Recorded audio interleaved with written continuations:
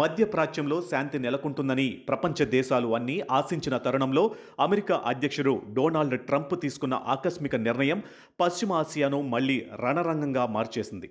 ఫ్రాన్స్లోని వెర్సాయ్ ప్యాలెస్లో కుదిరిన తాత్కాలిక అవగాహన ఒప్పందాన్ని తుంగలో తొక్కుతూ ఇరాన్కు ఇచ్చిన చమురు విక్రయ అనుమతులు, ఆర్థిక సడలింపులను ట్రంప్ ప్రభుత్వం తక్షణమే వెనక్కి తీసుకుంది.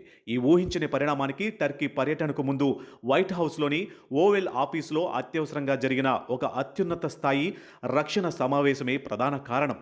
అధ్యక్షుడు ట్రంప్ నాటో శిఖరాగ్ర సమావేశానికి బయలుదేరే కొద్ది గంటల ముందు అమెరికా విదేశాంగ మంత్రి మార్కో రూబియో, రక్షణ మంత్రి పీట్ హెగ్సెత్ జాతీయ భద్రతా బృందం ఓవెల్ ఆఫీసులో అత్యవసరంగా సమావేశమయ్యారు.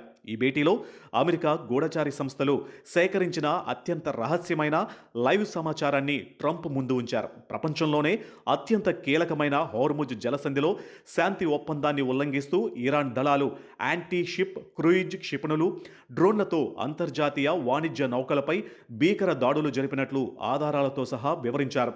ఈ దాడుల్లో ఒక భారీ ఎల్ఎన్జీ ట్యాంకర్తో పాటు 3 వాణిజ్య నౌకలు తీవ్రంగా దెబ్బతిన్నాయని నివేదించారు.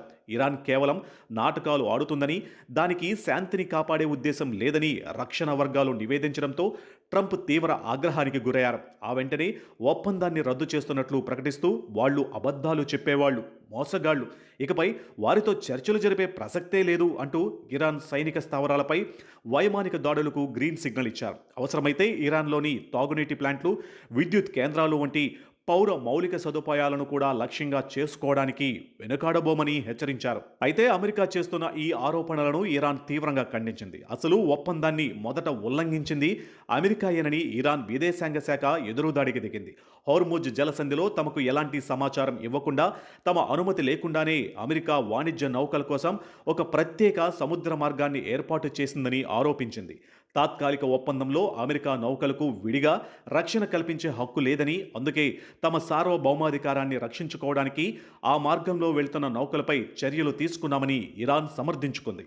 నిజానికి ప్రపంచ చమురు సరఫరాలో దాదాపు 20% వాటా ఉన్న హోర్ముజ్ జలసంధిలో వాణిజ్య నౌకల రాకపోకలను ఎవరు నియంత్రించాలి అనే అంశంపై వెర్సాయ్ ఒప్పందంలో స్పష్టత లేకపోవడమే ఈ భారీ సైనిక వివాదానికి దారితీసింది. అమెరికా రక్షణ అధికారుల కథనం ప్రకారం గత కొన్ని వారాలుగా ఓమాన్ తీరానికి సమీపంలోని దక్షిణ సముద్ర మార్గం గుండా అమెరికా నావికాదళం రక్షణలో 125కు పైగా వాణిజ్య నౌకలను సురక్షితంగా తరలించారు. ఇందులో చాలా నౌకలు రాత్రి వేళల్లో ఇరాన్ నిఘాకు దొరకకుండా ఉండేందుకు తమ ఆటోమేటిక్ ఐడెంటిఫికేషన్ సిస్టమ్ను నిలిపివేసి కేవలం రేడియో ద్వారా మాత్రమే అమెరికా నావికాదళంతో సంప్రదింపులు జరిపాయి. తాము భద్రత కోసమే ఈ చర్యలు చేపట్టామని అమెరికా అంటూ ఉంటే, నౌకలు తమ తీరానికి దగ్గరగా ఉన్న ఉత్తర సముద్ర మార్గాన్నే ఉపయోగించాలని ఇరాన్ పట్టుబడుతుంది. ఈ పరస్పర ఆరోపణల నడుమ అమెరికా మిలిటరీ తన పంజా విసిరింది. అమెరికా సెంట్రల్ కమాండ్ ఆధ్వర్యంలో హోర్ముజ్ జలసంధి చుట్టుపక్కల ఉన్న ఇరాన్ మిలిటరీ స్థావరాలపై విమానాలతో విరుచుకుపడింది. కేవలం గత 2 రోజుల్లోనే ఇరాన్కు చెందిన దాదాపు 170కి పైగా రక్షణ లక్ష్యాలను, క్షిపణి కేంద్రాలను అమెరికా దళాలు పూర్తిగా ధ్వంసం చేశాయి. దీనిపై అమెరికా రక్షణ మంత్రి పీట్ హెగ్సెత్ మాట్లాడుతూ, ఇరాన్ గనుక తన తోకజాడుడు బుద్ధిని మానుకోకపోతే రాబోయే రోజుల్లో అమెరికా దాడులు ఇంకా లోతుగా, ఇంకా తీవ్రంగా ఉంటాయని హెచ్చరించారు. దీనికి ప్రతీకారంగా ఇరాన్ సైన్యం కూడా బహ్రెయిన్, ఖతార్, కువైట్, జోర్దాన్ దేశాలలో ఉన్న అమెరికా మిలిటరీ బేసులపై రాకెట్లతో దాడులు ప్రారంభించింది. కేవలం 2 వారాల క్రితం కుదిరిన శాంతి ఒప్పందం ముక్కలై ఇరు దేశాలు పరస్పరం బాంబుల వర్షం కురిపించుకుంటుండడంతో మిడిల్ ఈస్టులో ఎప్పుడు ఏం జరుగుతుందోనని ప్రపంచ దేశాలు భయాందోళనలను వ్యక్తం చేస్తున్నాయి.